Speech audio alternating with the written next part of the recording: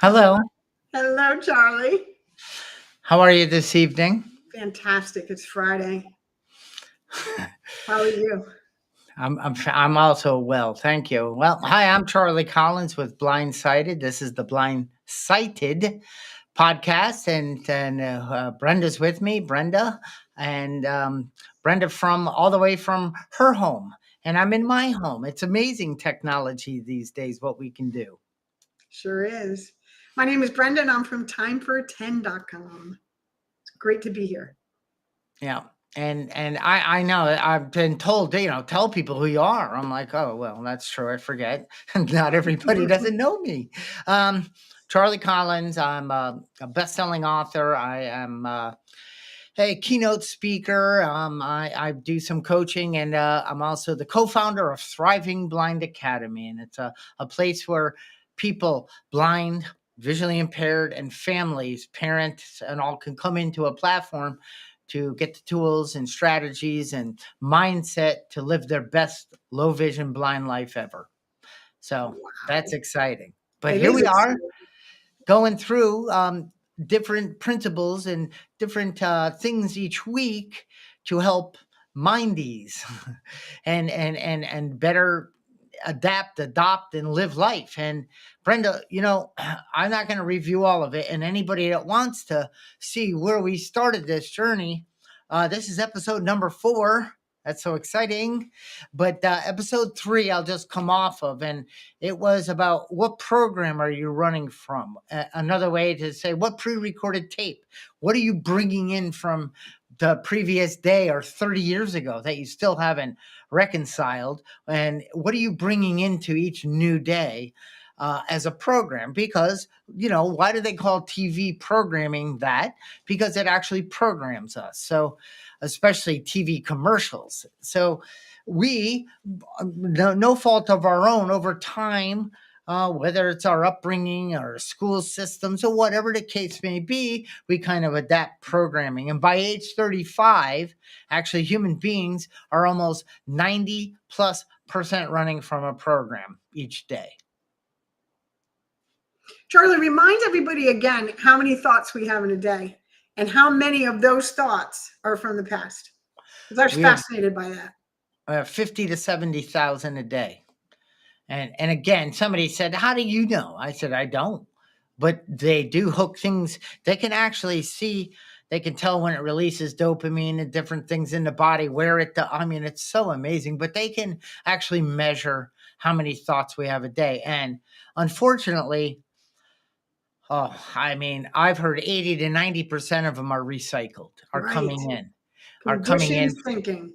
Yeah, Conditioned and thinking. conditioned thinking, right? And Brenda, a lot of it is I'm addicted to just running that program. It's like because it still releases endorphins. It still does that little jolt of our body, but it doesn't serve us. No, no. Stopped serving us a long time ago. But we're so used to going there and we're so comfortable in that which is familiar that we just continue to go there.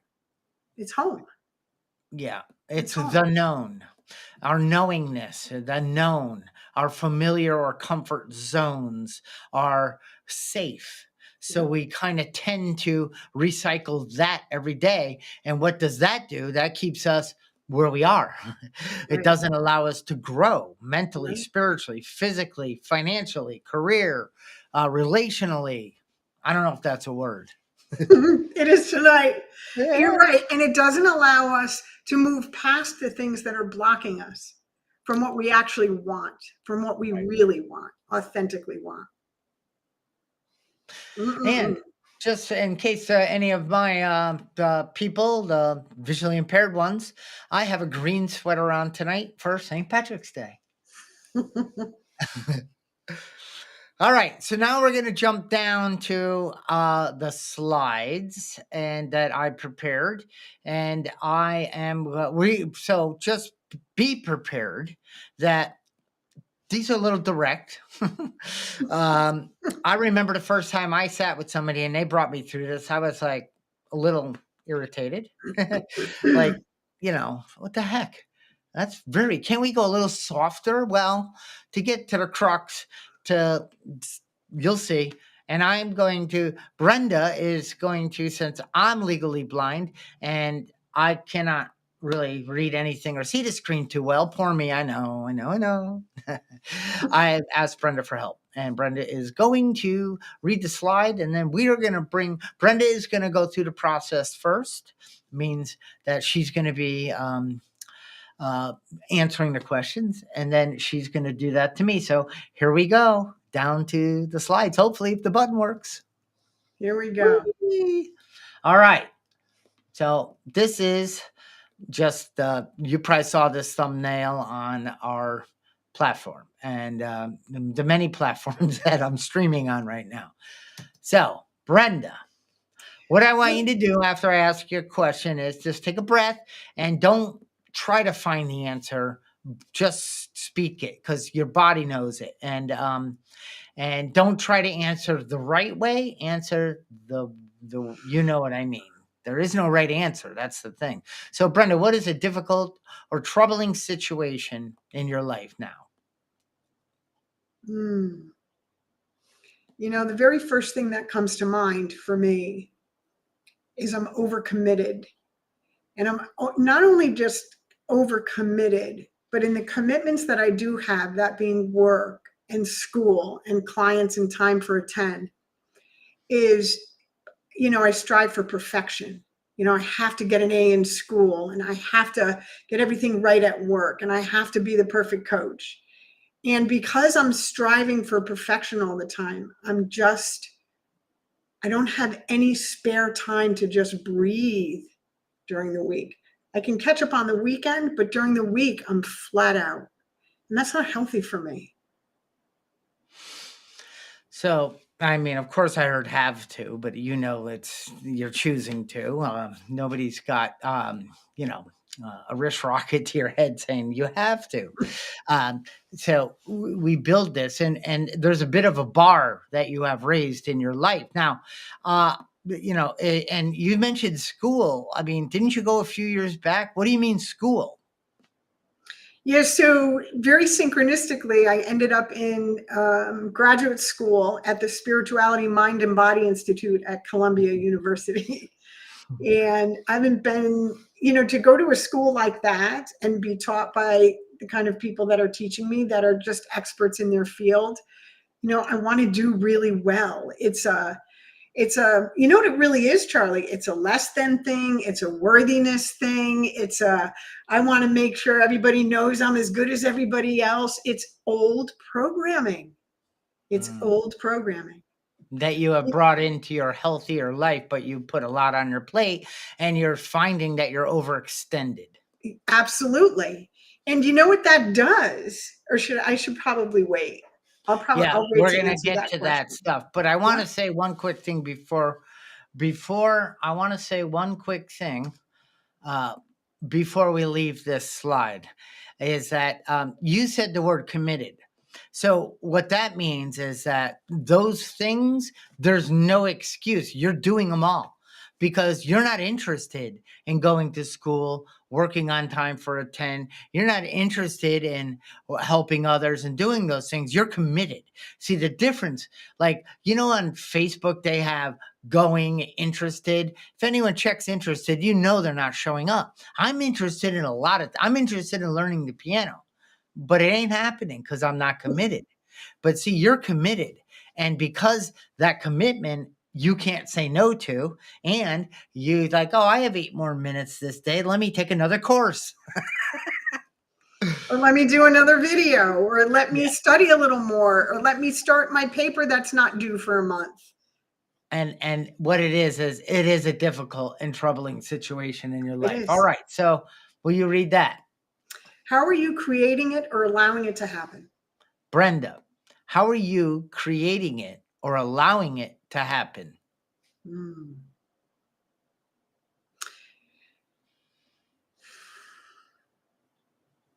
You know, I have to say, Charlie, that setting expectations for myself to be perfect in everything that I'm trying to do is really grasping for something on the outside to be okay on the inside, right? So what I'm doing is I'm setting these expectations, believing that if I get an A, that will make me happy. If I can do 10 clients a week, that will make me happy. If I can, take all those phone calls and do a great job at work, that will make me happy. So I'm creating the pressure on myself to do all these things in a particular way because I'm seeking validation from the outside instead of going inward where it already exists. That's what I'm doing. And that's very old programming, very old programming. And because you're seeing it and you're aware of it, you can actually, as we'll move through these, but we don't notice unless we question this and go in and look and like, wait a minute, I'm the one who signed up for these classes. I'm the one who started the website. I'm the one who did all this. I don't have to do any of it. I chose to do it all because it's the direction of my life. But it's now you're starting to peel back. Oh, wait, but I'm doing it for, yes, I want to build a business, but it has to be the best one. And Right. it's not like anybody's even looking at it that way. It's because what will they think of me, whoever they are? Yeah, whoever they are. There's nobody, actually. Well, And this is what you're talking about, is that's all happening from the neck up. It's got nothing to do with the truth. right. All right, let's go. Ready? Yes.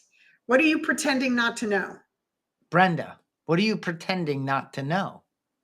What I'm pretending not to know, two things I'm pretending not to know. This one I don't even have to think about, that the outcome doesn't matter.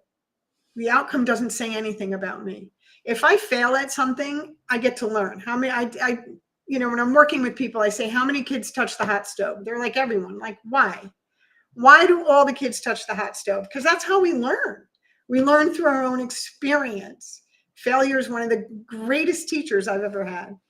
And the other thing that I'm pretending not to know, and this is the one I don't want to talk about, this is the one that's in the closet, I don't want to open the door and let it out, is my ego is at play here. It's all coming from a place of ego. And I love the phrase, ego means edging God out.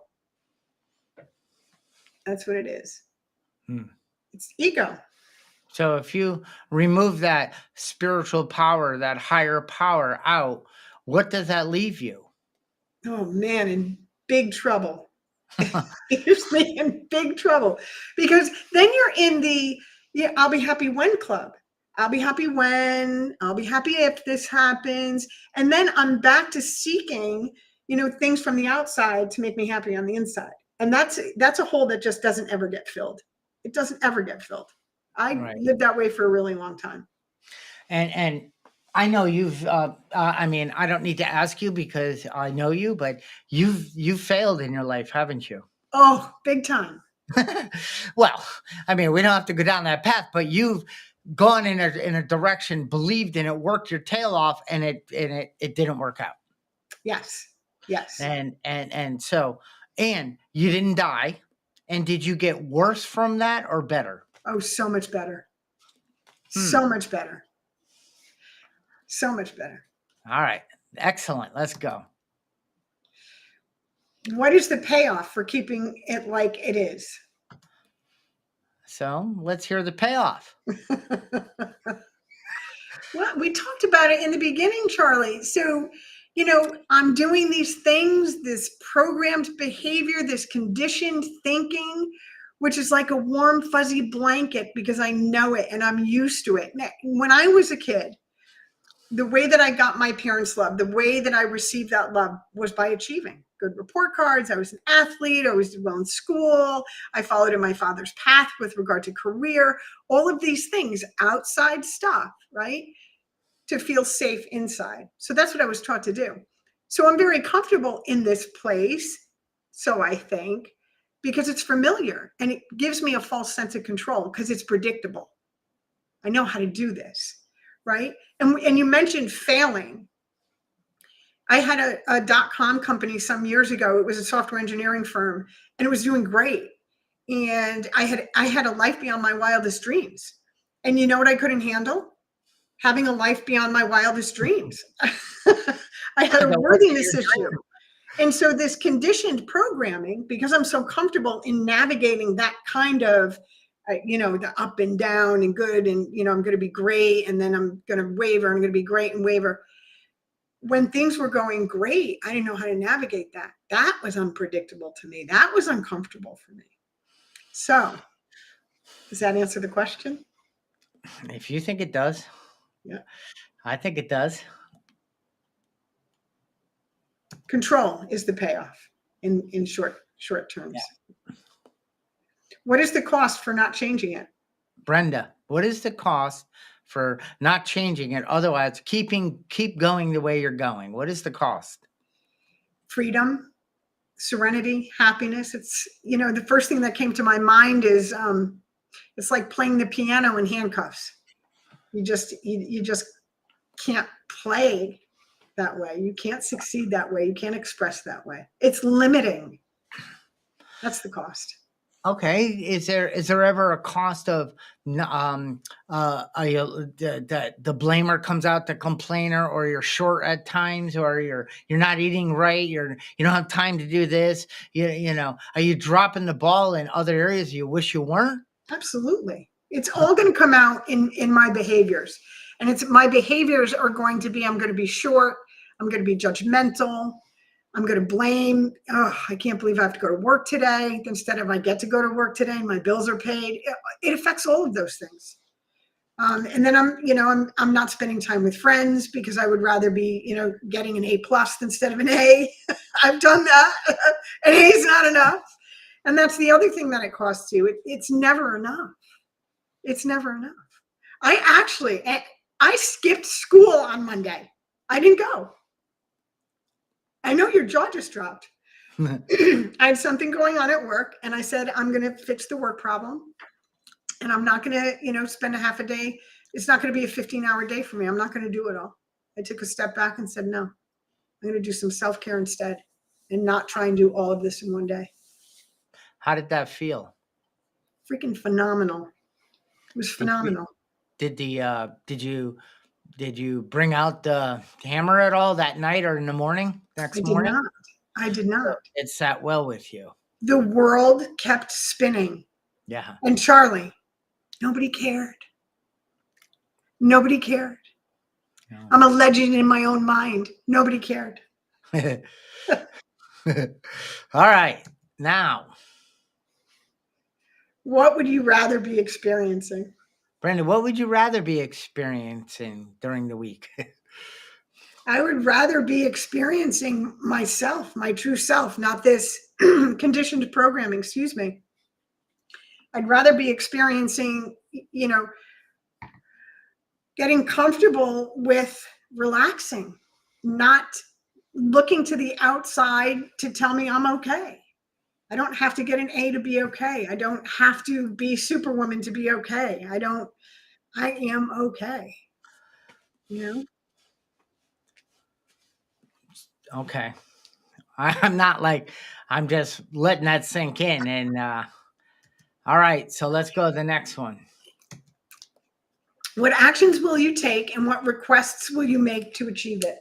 And I just the requests are, do you need to ask somebody to walk the dog or water the plants, or do you need to ask somebody to take notes in the classroom or email them to you because you're going to take the night off, or, what are you going to do?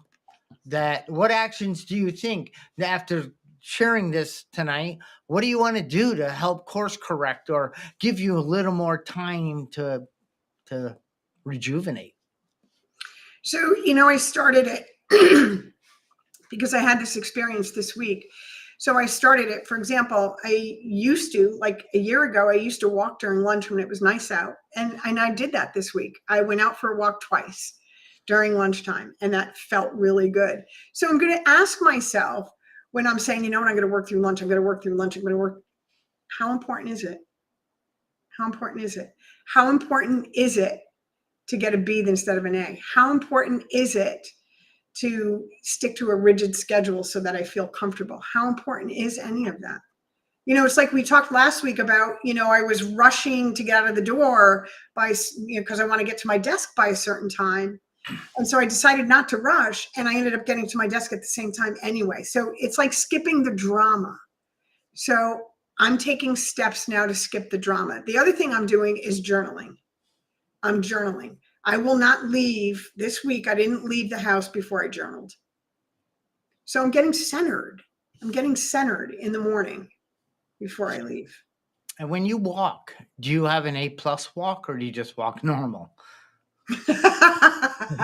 Charlie, I have an A+ walk still. It's a work in progress. Do you have But I that put some certain really day? good music on, spiritual music on. Yeah. Yeah. Yeah. I I'm a walk, big for fan sure. of walking daily, and not walking. I wouldn't walk slow, because if somebody was on the other sidewalk or near me, they'd be like, "God, he walks slow." Of course, they don't think that. I do, though. When I see people, why are you even out walking? You're barely walking. Because if you don't do it the right way, it's got to make you struggle when you get home. You must sit there and go, "Oh, I'm such a loser. I walk, too slow." And it's like, people aren't built like that. I wish I didn't have that. Yeah. Yeah. All right, let's see what we got down here. By when will you take this action? I already started taking the action. So for me, it's, how am I going to keep myself accountable to that action? But by when will I take this action? I started taking it this week. So I made a commitment. It started Monday. I made a commitment on Monday to do more self-care and to really ask myself if what I'm doing is for my highest good. Is this going to help me or hurt me in this moment? How important is it? Brenda, when we say yes to something, we say no to something. So if you have said yes to walking daily at lunch, regardless of rain, shine, or temperature. I understand if you're dressed for work, you can't go out in a Right. windstorm, but you're getting out there. So if you've committed, what have you said no to? The stress of eating through lunch and banging on the keyboard, right? So that's a Yes. good trade-off. That's a good replacement. Yes.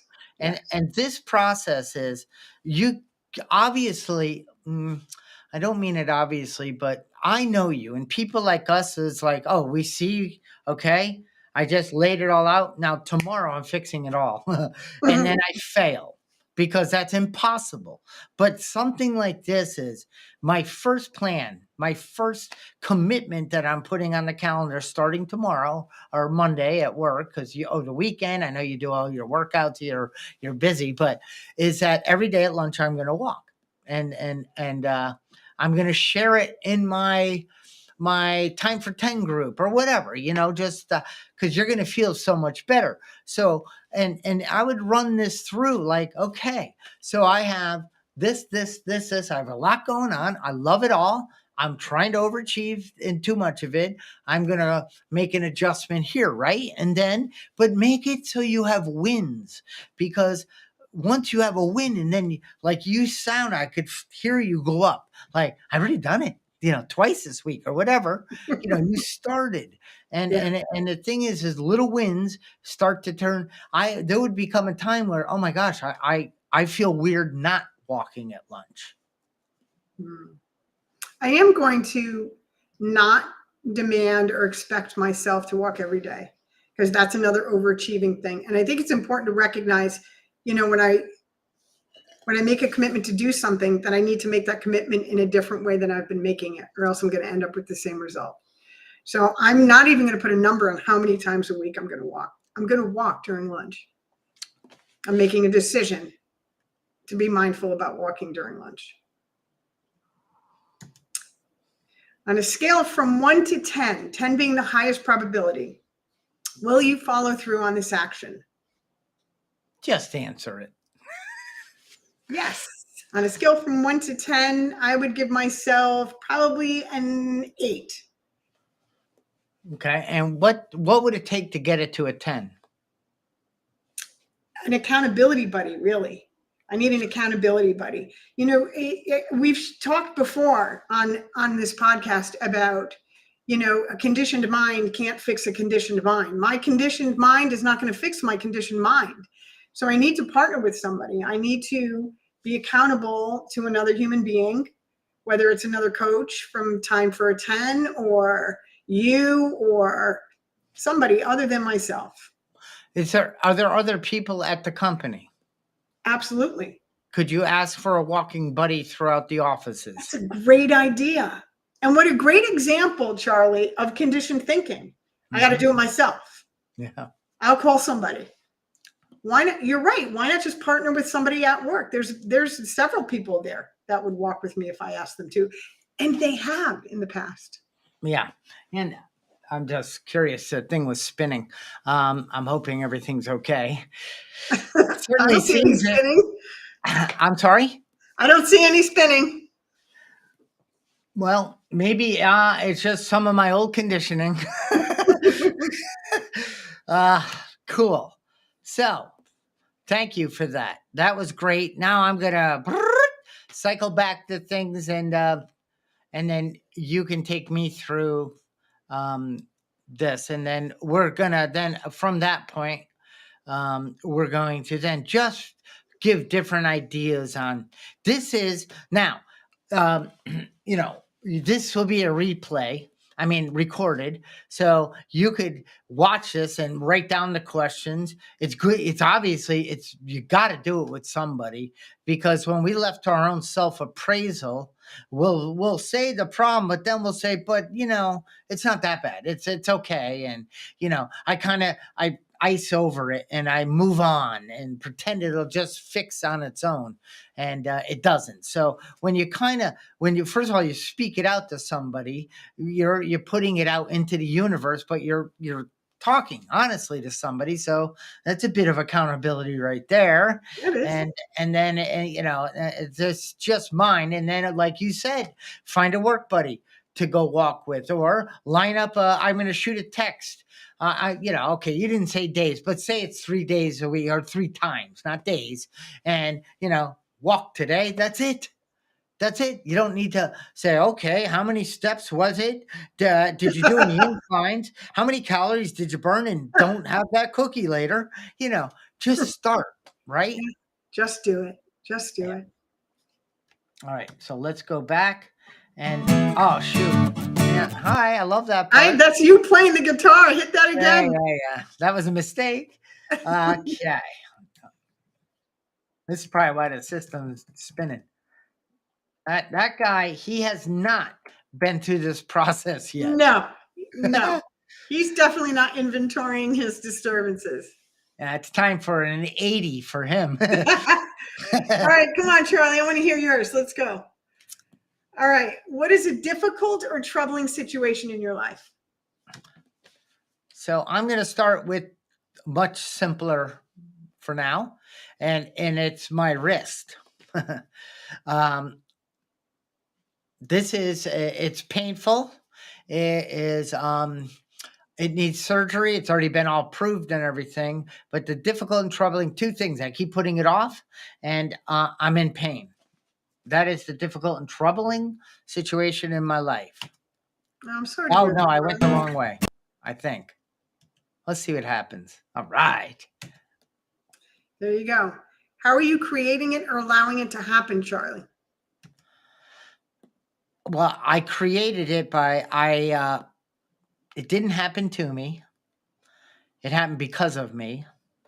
I own that. I was using the push mower on a slant. Now, did I slow down? Never. But did I slow down to think you're going into a bank? Your footing is gonna get silly. The mower is gonna be off. No, I just went right into the situation, and the mower started to flip over, and it's running. So I didn't panic, but I kind of panicked. And when I buckled my ankle and I went to whip and I popped something in my wrist, and my whole wrist got warm. And this is months ago now. And it got real bad. And I'm like, uh-oh. So I went to get it checked out. So I am responsible. Because I'm rushing, I want to get the lawn done. I don't like, I am trying to, I wasn't present. Let's just leave it at that. I was cutting the lawn, but somewhere else. And Okay. I'm paying the price because of it. Okay. Please remind me to go down from now on. Go down, Charlie. What are you pretending not to know? I love this question. What are you pretending not to know? I'm pretending not to know that using a keyboard, it bothers me. I'm pretending not to know that I get mad at myself for not taking action and not following through. I'm pretending not to know that the truth is, I don't feel like going through the recovery part. I'm used to pain, both physical and emotional at times. Like I'm okay with it. Sadly, I spent a lot of my life suffering, and suffering became the normal. So when happy, joyous, and free started entering my life, that was uncomfortable. So pain in my body, pain is okay. Part of me thinks I deserve it at times. Like, I'm not worthy of having everything being okay in my body. So Mm. um and talking that out, that's ridiculous. And all I got to do is call the doctor and ow, I just squeezed it to make sure it hurt. um and I can get this taken care of. So I'm pretending not to know that everything is lined up. I don't want to recover from it. I don't want to do it. You don't want to recover from it. I Yeah, I don't want the time. The guy said it's probably 6 weeks. 6 weeks? There I you don't go. have 6 weeks to not use my right hand, but Okay. of course I do. What is the payoff for you for keeping it like this? Keeping it like it is. I don't have to go through a recovery process. I don't need to go under and get surgery. So Brenda, I also tried to basically heal it through the mind. And I tried to, visualize a good wrist and all that. And it is way better. But when you're typing, I gotta pull it away. And I played a guitar and I can't play as fast. So I forgot the question. So I want to go back to the question before that, if you don't mind. No, we don't have a rewind button. Uh, What are you pretending not to know, Charlie? What are you I really pretending not to know? I don't know. Tell me. No, you do know. Take a I already, breath. There's no right answer. Go inward. What are you pretending not to know? I'm pretending. That I'm worthy, and I don't know. You've got to give me a clue, or I'm going to change slides. Yeah, so what is the story that we tell ourselves frequently when we get into situations that are completely, out of our control? Like one of the things I would tell myself a lot is, well, it's not going to happen to me. I'm going to be all right. Despite all the evidence to support that it is actually happening to me. So what's going to Denial. happen if you don't do something about this?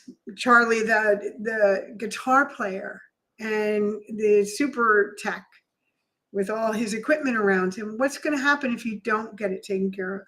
What are you pretending not to know? I'm pretending not to know that my life will get more difficult, and I will get more. Uh, it'll hurt me more Yeah. by not taking the action now in the long run. I'll get mad. Yeah. I'm mad at my guitar playing. I'll have a harder time. I'll have to use my left hand, which is not my dominant hand. Yeah, I hear you now. Yes, Yeah. I And hear me. more damage. Yeah, More damage. And we do that a lot. People do that a lot, including myself, with circumstances. That's not that big of a deal. What is that denial? Don't even know I am lying. Denial. ain't just a river. Okay. We So did this. we did this one. What is the payoff for keeping it like this? What is the cost for not changing it? Here we go. Pain, sharp pain at time. pain. I can't lift certain things. I don't work out in the morning how I want to. I do my kettlebell. And even the pain over and over doesn't get me motivated to do it again, because I realize I'm comfortable with pain. Mm. And so that doesn't trigger me. It's even when I had my shoulder done, it finally, I couldn't sleep. I couldn't lift my arm. And for some reason, Brenda, I got to be kind of mangled. I got to be pretty banged up before I take action. I don't know where that comes from. Oh my gosh, Charlie, we have to be in enough pain. How much pain do we have to be in before we change? And Jim Rohn says people generally change for one of two reasons. We talked about it last week: Yeah, we did. inspiration or desperation. And this is inspiring me to get the surgery. I don't want to become desperate. I mean, I had the gift of desperation in the past, but I don't want to come from that gift anymore. I'm awake now. Yeah.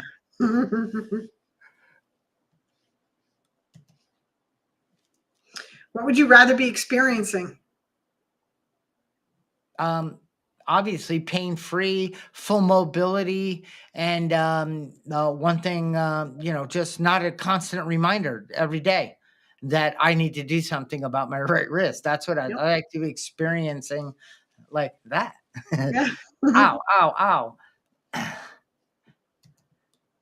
What actions, Charlie, will you take, and what requests will you make to achieve it? Oh, sorry.